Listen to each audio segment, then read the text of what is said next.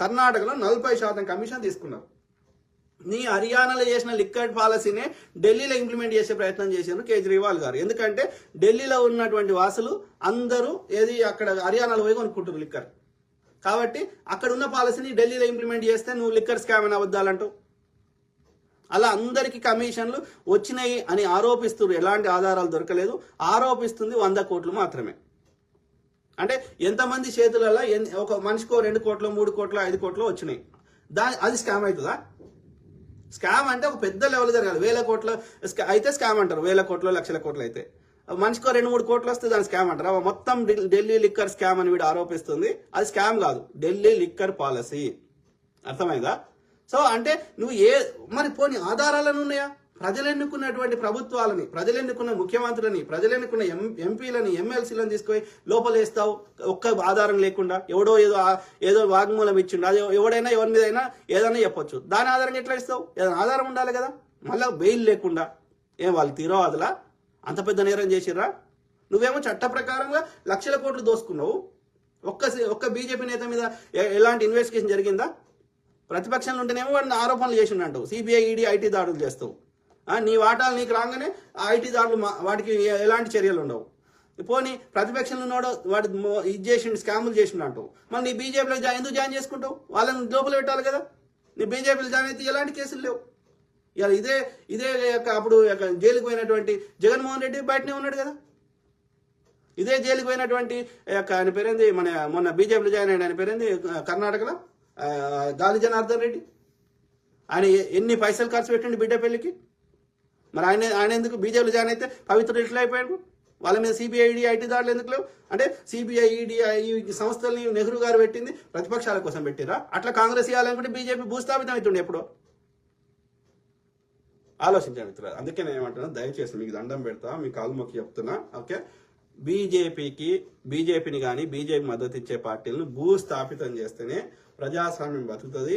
బాబాసాహెబ్ అంబేద్కర్ రాసిన రాజ్యాంగానికి విలువ ఉంటుంది. బీసీ ఎస్సీ ఎస్టీలు, మూలవాసులు, ఆదివాసులు, శూద్రులు ఈ మాత్రం ఒక పై మీద ఈ బట్ట అని ఉంటుంది. యూపీకి పోండి, దళితుల పరిస్థితి. వాళ్ళ ఒళ్ళు మీద బట్టలు ఉంటావు. బిడ్డను చంపుతావు, బిడ్డను చంపిన వాడిని కంప్లైంట్ చేస్తే, పోలీస్ కంప్లైంట్ ఇస్తే తల్లిదండ్రులు బుల్డోర్ గుద్ది చంపుతావు. వానికి ఎవడైతే ఓటేయడం అనిపిస్తే వాళ్ళందరినీ ఇల్లులు బుల్డోర్తో గుద్ది ఇది చేస్తున్నాడు. అస్సాంలో వాళ్ళకి ఎవరైతే ఓటేయరు అనిపిస్తే వాళ్ళందరినీ తీసుకొని వాళ్ళ యొక్క సిటిజన్షిప్ రద్దు చేసి డిటెన్షన్ సెంటర్లో పెడుతున్నాడు. ఇది బాపనం రాజ్యం. తెలంగాణలో గెలిస్తే బీసీని ముఖ్యమంత్రి చేస్తా అన్నాడు బీజేపీ. రాజస్థాన్లో గెలిచిండు, బాపనోని చేసిండు.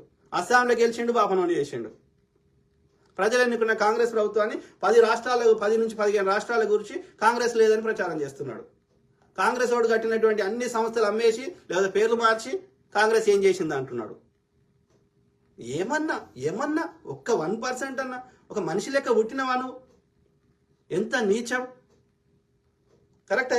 దీన్ని అంగీకరిద్దామా? గుజరాత్ అంటారు కదా, గుజరాత్లో అన్ని బ్రిడ్జిలు కూలిపోతున్నాయి. గుజరాత్ అహ్మదాబాద్లో తప్ప ఇంకా రూరల్ ప్రాంతాల్లో మనం పోలేం. ఒక్క బీజేపీ పాలిత రాష్ట్రం పోయి మళ్ళీ మనం తిరిగి వస్తామంటే నాకు డౌటే. దిన్ దహాడ్ అంటే డే టైంలోనే షూట్ చేస్తున్నారు. అర్థమైందా? సో బీజేపీ బ్రాహ్మణుల అంత వరస్ట్ అప్పుడు ఇప్పుడు ఎప్పుడు లేదు. కాబట్టి బీజేపీ ఆర్ఎస్ అనేది బ్రాహ్మణుల పార్టీ కాబట్టి దాన్ని బొందబెట్టాల్సిన అవసరం ఎంతైనా ఉంది. ఆలోచించండి మూలవాసులారా, ఆదివాసులారా. ఓకే, విరూపాక్షి, మీ విశ్లేషణ చాలా బాగా ఉంది, బాగా చెప్పారు. Thank you madam.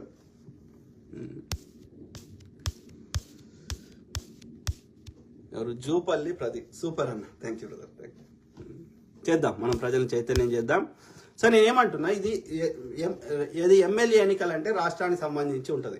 కానీ ఎంపీ ఎన్నికలు వచ్చేసరికి ఇక్కడ ఏంది, మనము బీజేపీని లేకుండా చేసుకోవాలి. ఎవరు నిలబడ్డారు వ్యక్తులు, నేను తెలంగాణ అయినా అదే చెప్తున్నా, ఎక్కడైనా దేశం, ఆంధ్రప్రదేశ్ అయినా తెలంగాణ అయినా అదే చెప్తున్నా. మనకి వ్యక్తులు ఇంపార్టెంట్ కాదు, మనకి కేంద్రంలో బీజేపీ దిగిపోవాలి. తర్వాత కేంద్రంలో వేరే, ఇప్పుడు కాంగ్రెస్ కానీ ఇండియా కూటమి వచ్చింది అనుకుందాం, వాడు మాట్లాడిస్తాడు. ఇప్పుడు బీజేపీ ఉంటే మనకు ప్రజల సమస్యల మీద చర్చ ఉండదు. జై శ్రీరామ్ అనాలంతే, జై శ్రీరాముని పేరు చెప్పి దోసుకోవాలి, వేరే చర్చ ఉండదు. ఇదెందుకు ఇట్లా చేసినావు అంటే వాడు జై శ్రీరామ్ అంటాడు, నువ్వు హిందువు కాదంటాడు. అరే నువ్వు చెప్తే మొక్కుతున్నానా నేను? నీ బీజేపీ పార్టీ పుట్టక ముందు నా హిందుత్వం ఉన్నది. నీ బీజేపీ పార్టీ ఏ కారణం నుంచి 4 సార్లు ఎత్తేసినావు నీ పార్టీని, రేపు మళ్ళీ ఎత్తేసినా నా హిందుత్వం ఉంటుంది. బీజేపీ వాడు మొక్కుమంటే మొక్కుతలేను కదా, రేపు బీజేపీ పార్టీ ఎత్తేసిండు అనుకుందాం. ఇప్పుడు 4 సార్లు ఎత్తేసినప్పుడు ఇంకోసారి కూడా ఎత్తేయచ్చు కదా. ఎత్తేసి ఇక నేను మొక్కుడు మానేస్తానా? Common sense. అది నా పర్సనల్ రా. ఏ మతం వాళ్ళు ఏ దేవుని మొక్కున్నా నాకు వచ్చే నష్టం లేనప్పుడు నన్ ఆఫ్ మై బిజినెస్. ఆ ముస్లిం వాళ్ళు నా హిందూ దేవుని మొక్కొద్దు అంటే తప్పు అంటలేరే. వాళ్ళు ముస్లిం దేశాల్లో కూడా మనకు గుళ్ళు కట్టుకొని ఇస్తుండ్రే, క్రిస్టియన్ దేశాల్లో కూడా గుళ్ళు కట్టుకొని ఇస్తుండ్రే. నువ్వు కావాలని ముస్లింలు కొట్టినని ప్రచారం చేస్తే ఎన్నికల ముందే ఎందుకైతే దాడులు? ఎన్నికలు 800 సంవత్సరాలు ముస్లిం పరిపాలించినప్పుడు వాళ్ళు నిజంగా చేయాలనుకుంటే ఇప్పుడు ఔరంగజేబుకు నిజంగా లేకపోతే బాబర్ గారు చేయాలనుకుంటే భారతదేశంలో ఒక్క హిందూ కూడా ఉండేది కాదు, ఒక్క హిందూ ఉండేవాడు కాదు. వాళ్ళు ముస్లింలు యూరోపియన్లు ఈ శత విధాల ప్రయత్నం చేసినా కానీ వాళ్ళు ఇప్పటికీ ఆశ్చర్యపోతారు, భారతదేశంలో మేము కన్వర్ట్ చేయలేకపోయినామని. అర్థమైందా? కాబట్టి నిజమైన హిందువులు కన్వర్ట్ గారు ఒకటి, రెండోది వాళ్ళు చేయలేదు. అట్లా నిజంగా చేయాలనుకుంటే చేయగలుగుతారు కానీ చేయలేదు. ఈ దేశాన్ని అప్పుడు ఇప్పుడు భ్రష్టు పట్టిస్తుంది బ్రాహ్మణులు మాత్రమే. హిందూయిజంలో వాడు హిందువే కాదు, వాళ్ళు ఆర్యులు, మధ్య ఆసియా నుంచి భారతదేశానికి వచ్చిన వారు. వాళ్ళు ఇక్కడ మూలవాసులు ఆదివాసులు కాదు. మూలవాసులు అందరినీ శూద్రులు అని పిలిచారు. మూలవాసులు మొక్కునే దేవుళ్ళు శివుడు, శక్తి, అమ్మవారు, అదేవిధంగా పోలేరమ్మ, మైసమ్మ, పోషమ్మ, ఎల్లమ్మ, బాలమ్మ, ఇట్లా ఇక్కడ లోకల్లో ఉన్నటువంటి ప్రజలకు మంచి చేసిన వారిని దేవుళ్ళుగా మొక్కున్నారు. శూద్రుల దేవతలను మొక్కున్నారు. ఈ ఆర్యుడు తెచ్చింది వాడు విష్ణు బ్రహ్మను అక్కడి నుంచి తెచ్చుకున్నాడు. అర్థమైందా? వాడు చారిత్రక ఆధారాలు కూడా ఉన్నాయి.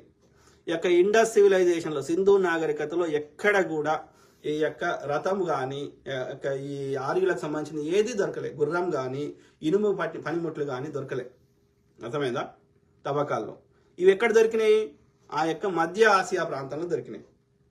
స్టెప్పీ మైదాన ప్రాంతాలు అంటే రష్యాకి కింది భాగంలో, ఆఫ్ఘనిస్తాన్కి వెస్ట్ భాగంలో, యూరప్కి ఈస్ట్ భాగంలో, అక్కడ కజకిస్తాను, తుర్కిమిస్తాను ఆ ప్రాంతాలు ఉన్నాయి. ఒక 5 దేశాలు.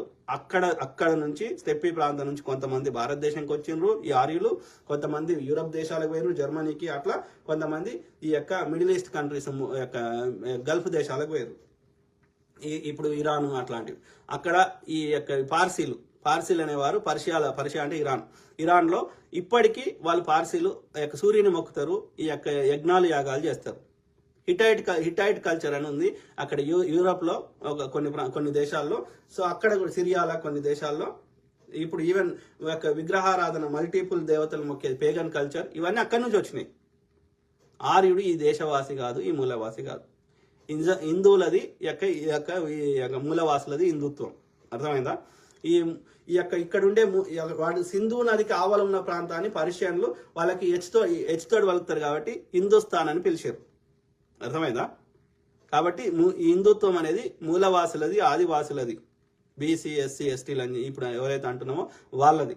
ఈ ఆర్యులది కాదు. కాబట్టి ఏమంటున్నా, హిందుత్వం నుంచి దోపిడీ మనస్తత్వం ఉన్నటువంటి వివక్షని పెంచి పోషించేటువంటి బ్రాహ్మణులని వెలివేయాలి, అంటరాని వారిగా చూడాలి. అప్పుడే హిందుత్వం బతుకుతుంది, హిందువులు బతుకుతారు.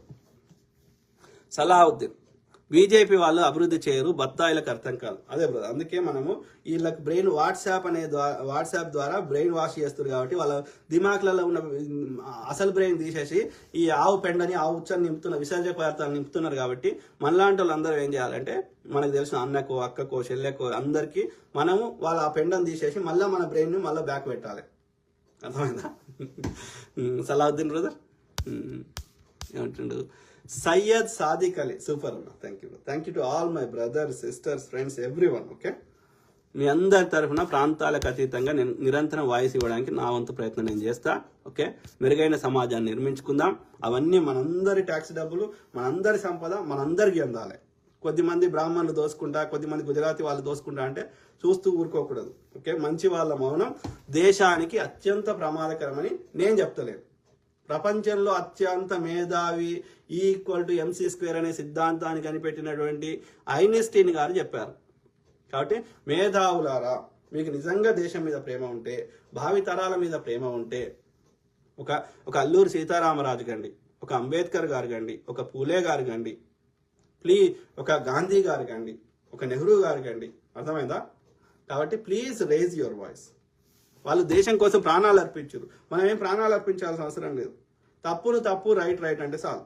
వాళ్ళ బీజేపీ వాళ్ళు నింపే చెత్తని ఆ చెత్తలో మనం పడకుండా కాపాడుకుంటే, మన పిల్లల్ని కాపాడుకుంటే చాలు. ఎందుకంటే యంగర్ జనరేషన్ పిల్లలకి వాళ్ళకి తెలియదు పాపం. ఇవాళ దళితులు కూడా ఏ స్థాయికి వచ్చిందంటే వాళ్ళ తండ్రులు తాతల్ని బట్టలు లేకుండా చేసి ఊరికి దూరంగా పెట్టిండ్రు, గుడిసె ఒక పక్కా ఇల్లు లేకుండా చేసి గుడిసెల నుండి గుడిసెలు అలబెట్టిండ్రు అనేది అది చరిత్రను మర్చిపోతుండ్రు యంగర్ జనరేషన్ పిల్లలు.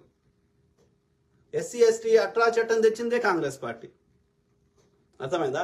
రిజర్వేషన్ సిస్టమ్ కల్పించిందే కాంగ్రెస్ పార్టీ. దళితులకి భూములు పంచిపెట్టింది కాంగ్రెస్ పార్టీ, అదేవిధంగా కమ్యూనిస్ట్ పార్టీ, అర్థమైందా? ఈ బ్రాహ్మణుడు ఎప్పుడు చేయలేదురా అయ్యా. అట్లాంటిది ఇది ఇప్పుడు యంగర్ జనరేషన్ దళిత పిల్లలు జై శ్రీరామ్ అంటే ఎట్లా కలుస్తుందిరా? ఎవడన్నా జై శ్రీరామ్ అంటే మనం చెప్పాల్సింది జై శివ జై శక్తి అనండి. ఇవి ఎందుకంటే ఈ మూలవాసుల దేవుడు, శూద్ర దేవుడు, వాడు బాపనోడు. That is the only way వాళ్ళ దరిద్రాన్ని మనం ఎల్లగొట్టాలంటే. సో ఐ కీప్ టాకింగ్, మాట్లాడుతూనే ఉంటా. ప్రతి అంశం మీద అవగాహన చేయడానికి నా వంతు నేను కృషి చేస్తా. ఓకే, మెరుగైన సమాజాన్ని నిర్మించుకుందాం. ఓకే, ఈ సంపద మీద మన అందరికి హక్కు ఉంటుంది, ఒక బాపనోళ్ళకి కాదు, ఓకే, ఒక గుజరాత్ వాళ్ళకి కాదు. కాబట్టి I keep talking. God bless all, take care, good night, bye.